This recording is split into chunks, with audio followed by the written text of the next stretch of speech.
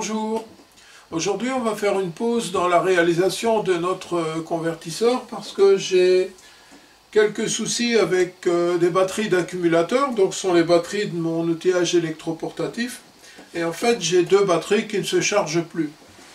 Donc je me suis dit que c'était une bonne idée de vous montrer un peu comment je répare ces batteries. Alors, tout d'abord on va voir ensemble les précautions qu'on doit prendre quand on va démonter la batterie. Et puis ensuite, on verra le remontage. Et pour pouvoir réassembler les différents éléments entre eux, donc ça ce sont les nouveaux éléments, je vais utiliser cet appareil. Alors cet appareil, c'est une soudeuse par points de marque Vevor, modèle 801D.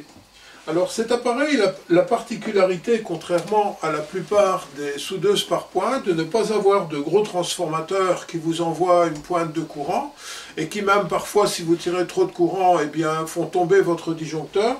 Cet appareil est basé sur un supercondensateur. Donc vous avez une petite alimentation qui va tirer 3 ampères sur 15 volts à sa sortie pour charger le condensateur. Ensuite, ce condensateur enverra le courant sur ces deux petites pointes de manière à effectuer la soudure. Alors vous avez différentes possibilités de réglage, mais on verra ces différents réglages lorsqu'on utilisera l'appareil plus tard. Le principe donc, pour pouvoir assembler les batteries, c'est d'utiliser ces petites feuilles métalliques. Alors elles sont ou bien en nickel ou bien en acier nickelé. Leur épaisseur varie entre 0,1 et 0,3 mm. En général, on utilise 0,1, 0,15, voire 0,2 mm. Cet appareil est capable de souder jusque 0,3, ce qui est vraiment pas mal, parce que la plupart des appareils s'arrêtent à 0,15, 0,2. Alors, on verra aussi les précautions qu'il faut prendre quand on utilise une soudeuse par points, et les précautions qu'il faut prendre lorsqu'on va réassembler notre batterie. Alors d'ici à ce que je lise vos commentaires et vos questions, je vous souhaite une bonne vidéo. Alors le but de l'expérience, c'est de remplacer les éléments d'une batterie d'accumulateur pour une foreuse sur batterie. Alors la première chose qu'on va faire, bien entendu, c'est ouvrir la boîte. Et c'est pas toujours le cas, mais ici ce sont des vis, donc c'est relativement facile pour ouvrir la boîte. Parfois la boîte est collée, ça c'est plus compliqué. Alors quand vous avez ouvert la boîte, plutôt que de commencer à démonter les accumulateurs, les chargeurs, etc., je vous conseille c'est de prendre quelques photos comme j'ai fait ici, donc une photo de la gauche, une photo de la droite et une photo du dessus, pour voir exactement comment sont câblés vos éléments de batterie. Alors vous pouvez voir deux types de contacts. En rouge vous avez les contacts, je dirais, de puissance, donc c'est ce qui va transmettre l'énergie à la foreuse. Et en jaune vous avez les contacts d'égalisation. En effet, pour les batteries lithium-ion, comme vous voyez, il y a une partie chargeur qui est intégrée à l'accumulateur. Parce que les batteries lithium-ion ont besoin d'égaliser la charge dans chacun des éléments. Si vous ne faites pas ça, eh bien la batterie ne fonctionne pas correctement, vous pouvez la détruire, voire même la faire exploser. Et donc, comme vous pouvez le voir, vous avez tout d'abord en rouge les contacts de puissance, donc qui vont transmettre l'énergie de vos éléments au moteur de la foreuse. Et vous avez aussi des petits fils que j'ai ici repérés en jaune, qui sont les fils d'égalisation. Alors le chargeur, pendant toute la période de charge de votre accumulateur, il va répartir la charge de manière à ce que chaque élément soit chargé de la même façon. Donc, regardez bien comment sont câblés les fils d'égalisation et comment sont câblées les petites bandes nickel pour la puissance. Dans le but de commander des éléments de remplacement pour ma batterie, je vais d'abord relever le numéro. Alors moi, dans mon cas, c'est un 18650. Si vous n'avez pas l'indication du numéro sur l'élément, vous pouvez mesurer sa longueur et son diamètre et comparer avec les dimensions des fabricants. Dans mon cas, je n'ai pas d'information quant à la capacité de chaque élément, mais je vois que ma batterie fait 1300 mAh. Donc je dois commander des éléments 18650 qui ont une capacité minimum de 1300 mAh. Vous faites attention aussi quand vous commandez vos batteries parce qu'il y a des batteries avec le bout qui est plat, comme c'est le cas ici. Et vous avez des batteries avec un petit bouton, un peu comme les piles AA, etc. Et donc, lorsque vous intégrez des éléments à un accumulateur, comme c'est le cas ici, il faut prendre des éléments avec le bout qui est plat.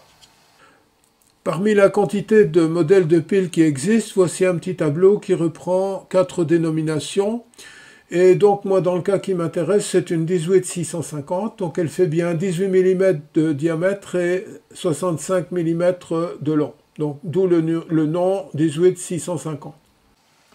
Alors, le travail maintenant va consister à dessouder les lamelles de nickel, ainsi que les 3 fils d'égalisation.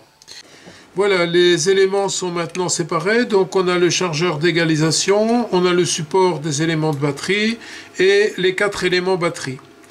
Le travail suivant va consister à réassembler les 4 éléments batterie avec des feuilles de nickel. Et pour ce faire, on va utiliser l'appareil de soudure par point que je vous ai présenté en début de vidéo. Pour l'assemblage des éléments de la batterie, je vais bien entendu me baser sur les photos que j'avais fait lors du démontage. Alors, première observation, je vois que les 4 éléments sont montés en série. Deuxième observation, je vois que le fabricant de la batterie avait mis des petites rondelles isolantes à chaque côté plus. Voilà, ma batterie est prête pour la soudure. Alors, je vais quand même vous présenter l'appareil qui va effectuer les soudures. Donc, comme je vous ai dit, il est basé sur un supercondensateur et vous avez la possibilité avec cet appareil de souder des languettes de nickel ou d'acier nickelé jusqu'à 0,3 mm. Alors, avec l'appareil, on a reçu un petit support qui permet de mettre les différents éléments de batterie pour effectuer la soudure. C'est bien parce que c'est très stable. Malheureusement, moi je ne peux pas l'utiliser dans ce cas-ci parce que comme vous voyez, il y a un petit gap, un petit espace de 1 mm entre chaque élément. Alors que si j'utilise le support, les éléments de batterie sont l'un contre l'autre. Mais sinon, c'est bien pratique pour souder les batteries. D'autre part, avec l'appareil, on a reçu 50 bandes de nickel 0,1 x 4 mm et 50 bandes de nickel 0,15 x 8 mm. Donc je vais utiliser les bandes 0,15 x 8 mm pour effectuer les différents pontages. Alors au niveau du réglage de l'appareil, dans la notice qui est fournie avec l'appareil, vous avez une table qui vous donne en fonction de l'épaisseur et de la matière de votre languette, la durée de l'impulsion que vous devez envoyer et aussi la pression que vous devez régler sur le stylo de soudure. Alors nous verrons par la suite qu'il y a un deuxième accessoire qui permet aussi d'effectuer les soudures avec cet appareil. C'est un petit accessoire qui se fixe sur l'appareil avec un petit levier, mais je vous montrerai ça par la suite. Donc maintenant, on va effectuer les différentes soudures sur notre batterie. Encore quelques conseils avant d'effectuer les différentes soudures. Donc la première chose, je vous conseille de vous entraîner quand même avec soit de vieilles batteries, soit simplement 2 feuilles de nickel l'une sur l'autre, de manière à régler correctement l'appareil pour que la soudure soit suffisamment solide. Donc vous faites des essais sur une vieille batterie par exemple, et puis vous essayez d'arracher la feuille pour voir si elle tient correctement. Ensuite, je vous conseille de porter des lunettes de sécurité parce que vous verrez de temps en temps vous avez des toutes petites projections et ce serait vraiment dommage de prendre ça dans l'œil. Donc je vous conseille de prendre des lunettes de sécurité. Et si comme moi vous portez des lunettes, eh bien il existe des lunettes de sécurité qui permettent d'être portées par-dessus vos lunettes. Encore une petite chose aussi, dans la description de la vidéo, je vous mettrai les liens qui pointent vers les différentes languettes que j'utilise, donc différentes épaisseurs, différentes tailles, ainsi que ces petites rondelles isolantes qu'on utilise sur le côté plus de la batterie. Alors voyons maintenant, donc après tous ces préparatifs, la soudure proprement dite. Donc moi j'utilise ce système crayon.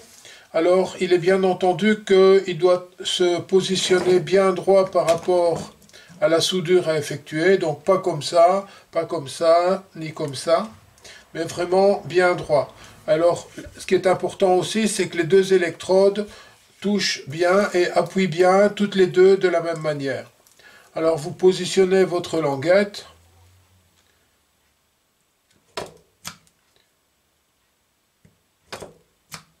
Voilà, c'est soudé.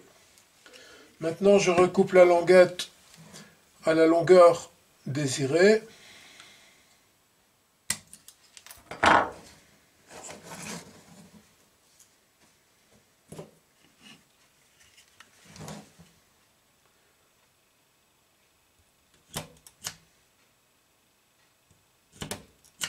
Donc comme vous voyez, de temps en temps, il y a quand même des petites projections.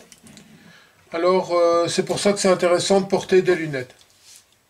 Voilà, et il s'agit maintenant de faire la même chose sur les deux côtés.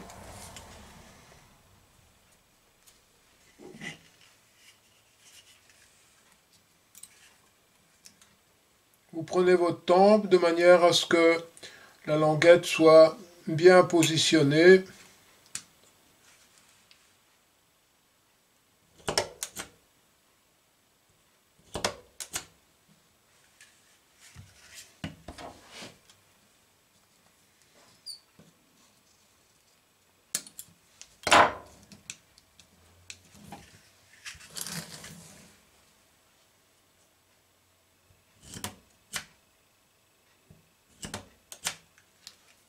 Et ainsi de suite pour la languette suivante. Maintenant que tous les éléments ont été connectés ensemble, donc ils sont mis en série tous les quatre, je vous conseille de faire un petit essai de traction pour voir si les éléments sont bien soudés. Si jamais vous avez une languette qui se détache, vous devez renettoyer, donc avec une petite meuleuse ou avec une petite lime, renettoyer le contact de la batterie et refaire de nouvelles soudures avec une nouvelle languette. Après quoi, il restera à réinstaller les éléments de batterie dans votre boîte et puis on pourra faire des essais, donc la remettre en charge et l'essayer dans la foreuse.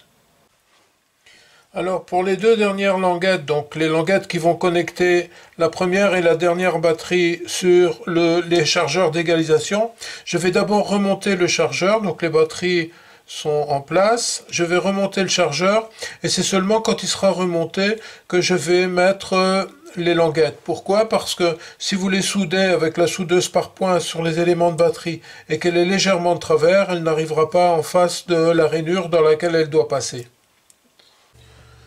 Voilà, il reste maintenant à souder les deux languettes sur le chargeur d'égalisation, ainsi que les trois petits fils d'égalisation. Et puis on pourra refermer la boîte, charger l'accumulateur et le tester dans la foreuse. Comme je vous le disais, durant l'opération de soudure, il existe un second accessoire qu'on peut mettre sur cet appareil. Il s'agit de ce petit système avec un levier donc, qui fait descendre et monter verticalement les deux pointes qui vont effectuer les soudures. Le problème que je trouve à ce système, c'est que tout d'abord, il y a quand même assez bien de jeu dans tout le machin. Et ensuite, vous devez régler la hauteur, donc mettre des cales en dessous en fonction du type de batterie que vous utilisez. Vous devez mettre des cales pour arriver à la bonne hauteur, etc. Donc moi, personnellement, ce machin-là, je ne l'utiliserai pas. Par contre, je trouve que le système avec le stylo à souder est vraiment très pratique. C'est beaucoup plus mobile, on va beaucoup plus vite pour travailler. Et on voit un peu mieux ce qu'on fait qu'avec ce système-là. Mais bon, là, chacun trouvera la facilité là où il le veut. Par contre, au niveau du stylo à souder, donc ce que j'ai fait, en plus de cette gaine spiralée qu'il y a autour des deux conducteurs en cuivre, j'ai ajouté une gaine thermo, parce que je trouve que ce système spiralé permettrait éventuellement à des petites crasses, des petits bouts de fil, etc., de s'insérer entre les deux câbles et éventuellement de provoquer des courts-circuits. Donc c'est peut-être une suggestion pour le fabricant, c'est l'amélioration de l'isolation de ce système. Mais sinon, moi je suis enchanté de cet appareil parce que je trouve que la qualité des soudures est très bonne, ça va très vite et je n'ai absolument aucune remarque négative à faire pour ce système de soudure. Voilà, donc j'ai remonté la batterie, elle a passé 1 heure dans le chargeur et comme vous pouvez le voir, elle est réparée. Donc voilà une bonne chose de faite. J'espère que cette vidéo sur la réparation des batteries vous aura intéressé. Alors en description de la vidéo, vous allez trouver différents liens. Un lien qui pointe vers le site où vous pouvez trouver cette machine pour la soudure par points. Un lien qui pointe vers sa notice, donc comme ça vous avez déjà une petite idée de quelles sont les pièces qui sont livrées avec l'appareil, etc. Quelles sont ses possibilités, ses caractéristiques techniques. Tout ça est bien expliqué dans la notice. Et alors je vous ai mis aussi quelques petits liens pour les petites rondelles isolantes, les languettes d'acier nickelé ou de nickel. Où est-ce que je les trouve, combien ça coûte, etc., etc. Donc vous trouverez plus d'informations si vous allez voir dans la description de la vidéo. Alors d'ici à ce que je lise vos commentaires et vos questions, je vous souhaite une bonne réussite dans vos projets et à bientôt pour la suite du convertisseur.